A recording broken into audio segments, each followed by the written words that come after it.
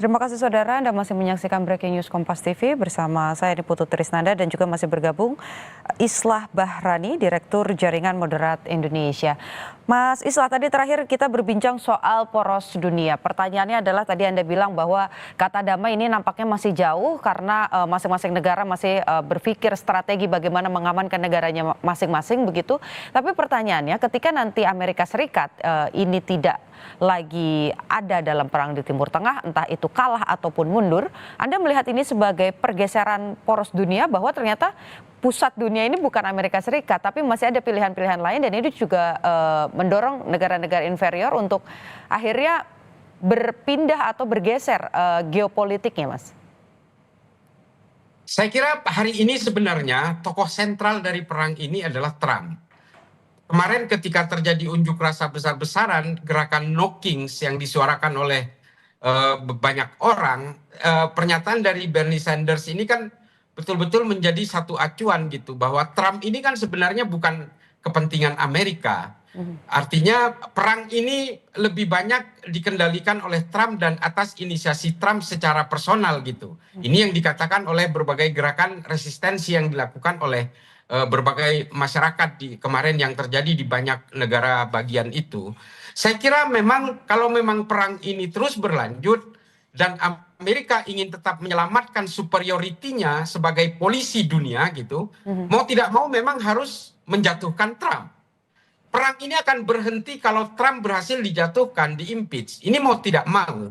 Saya kira kalau memang Trump ini masih tetap menjadi presiden Amerika, saya kira memang perang ini akan sulit menjadi berhenti karena hari ini resistensi masyarakat dunia terhadap Amerika dan Israel ini semakin menurun dan artinya semakin meninggi gitu ya. Artinya apa? Popularitas Amerika sebagai satu kekuatan tunggal yang sudah berlangsung hampir 2 abad ini, saya kira nantinya akan meluntur apabila Trump memang tidak bisa dijatuhkan oleh Senat dan Kongres di Amerika. Nah ini yang menjadi pertaruhan besar karena kita tahu bahwa Trump dengan berbagai pernyataannya ini sepertinya memang Trump tidak akan bisa menyelesaikan perang ini karena fakta di lapangan sungguh jauh berbeda. Tapi kalau Trump ini berhasil dijatuhkan, saya kira ini akan berkata lain. Perang ini juga akan berhenti dan bisa menyelamatkan Amerika. Ali Khamenei yang sudah gugur dalam serangan Amerika ternyata tidak bisa meruntuhkan rezim Iran. Dan rezim Amerika hari ini masih terus berlanjut. Saya kira memang kalau ingin menghentikan perang, salah satu cara paling cepat adalah dengan menghentikan Trump. Baru perang ini akan bisa berhenti. Nah ini yang bisa menyelamatkan Amerika, hegemoni Amerika di dalam dunia pertarungan politik global ini. Tapi saya kira untuk bisa menghentikan Trump ini memang harus ada perlawanan dari regional Amerika secara domestik. Dan resistensi itu sebenarnya semakin berlapis-lapis di dalam Amerika sendiri sejak brutalitas pasukan-pasukan ICE dan juga Epstein Files ini kan sebenarnya menjadi pukulan tersendiri terhadap Trump. Saya kira gerakan-gerakan resistensi di dalam negeri Amerika ini akan semakin menguat kalau perang ini semakin berlarut-larut. Ketika Amerika menyerang terlibat dalam perang Teluk kedua tahun 2003, saya kebetulan tinggal di Amerika. Ini jauh berbeda persepsi publik terhadap Presiden Amerika sendiri ketika itu. Bagaimana hampir setengah lebih dari penduduk Amerika mendukung perang ketika itu. Karena memang sentimen 9/11 masih ada. Hari ini Trump yang janjinya tidak akan terlibat dalam perang, menjanjikan stabilitas harga bahan bakar dan seterusnya, ternyata semuanya terbantahkan dalam kepemimpinan Trump di Amerika yang kemudian membuat perlawanan secara politik terhadap Trump di Amerika juga semakin menguat. Nah ini yang saya kira bagian lain dari persoalan-persoalan regionalnya Amerika yang juga akhirnya bisa juga memberikan tekanan kepada Trump untuk segera menghentikan perang. Baik, Mas, ini dari catatan saya, Reuters kemarin juga mengeluarkan survei begitu ya terkait dengan persetujuan publik di mana ini terendah Trump selama menjabat, yaitu 36% persetujuan publiknya. Dan kalau kita lihat demo-demo yang terjadi di 50 negara bagian Amerika Serikat, ini juga terjadi di negara-negara bagian yang merupakan basis dari Partai Republik, partai asal dari Donald Trump begitu. Apa Anda melihat juga bahwa ini sudah cukup untuk mendorong agar situasi Kongres nanti atau Senat nanti mengimpeach atau menurunkan Trump, karena tidak lagi sejalan dengan kampanyenya yang mau membuat Amerika great again, tapi malah Amerika downgrade gitu, Mas? Ya, saya kira sentimen-sentimen itu sedang terbangun di sana. Saya juga melahap hampir semua media-media di Amerika, baik yang anti atau yang pro terhadap Trump.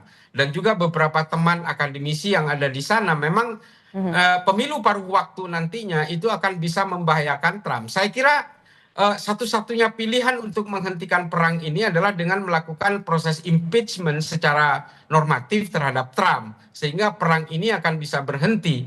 Tapi saya kira memang pertaruhan Trump ada di pengerahan pasukan darat ini. Kalau ternyata pasukan darat ini hanya kemudian bisa memberikan hasil yang terburuk terhadap tentara Amerika, saya kira tidak menutup kemungkinan Trump juga akan diimpeach secara lebih cepat sebelum paruh waktu di akhir tahun ini.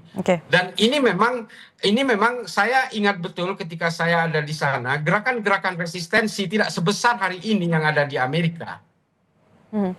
Mas, ini mungkin juga pertanyaan terakhir begitu ya, berkaitan dengan kita tarik lagi balik ke dalam negeri untuk Indonesia. Artinya apa yang harus dilakukan Indonesia? Kalau kita lihat sudah ada beberapa negara yang boleh melewati Selat Hormuz, kemudian memilih untuk secara tegas tidak berpihak kepada negara manapun, tapi juga mengecam Amerika Serikat, aksi-aksi dari Donald Trump, kemudian berdampak baik pada negaranya masing-masing. Indonesia harus ngapain sih, Mas? Presiden kita harus bersikap seperti apa supaya kita jangan justru terjebak di antara tidak mendapatkan pandangan baik dari Iran, tapi juga terus ditekan oleh Amerika Serikat? Saya kira memang apa yang harus dilakukan oleh presiden kita adalah membentuk satu jaringan kolektif untuk bisa memberikan tekanan kepada Amerika maupun Iran. Artinya apa? Posisi politik luar negeri kita yang bebas aktif itu masih bisa tetap terjaga trajektorinya dengan tidak condong kepada pihak manapun. Tapi memang kalau Iran sendiri terhadap Indonesia sepertinya memang tidak menganggap kita. Mereka juga tidak menganggap bahwa Indonesia ini adalah lawan atau juga kawan. Nah, ini pernyataan-pernyataan dari Iran ini kan sudah jelas. Artinya apa? Apa yang harus dilakukan oleh Presiden Prabowo adalah dengan mendatangi atau setidaknya membangun komunikasi dengan negara-negara terdampak, baik di Asia Timur, Asia Selatan maupun Asia Tenggara, untuk sama-sama memberikan resolusi supaya perang ini segera berhenti. Komunikasi ini penting daripada hanya melakukan penetrasi terhadap Amerika kepada Iran secara parsial. Ini pasti tidak akan dianggap oleh mereka.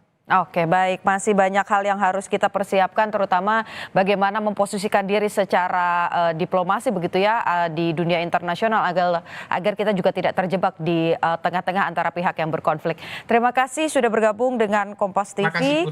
Islah Bahrani, Direktur Jaringan Moderat Indonesia. Kita harapkan perang segera selesai dan Indonesia tidak mendapatkan dampak yang signifikan. Terima kasih, Pak.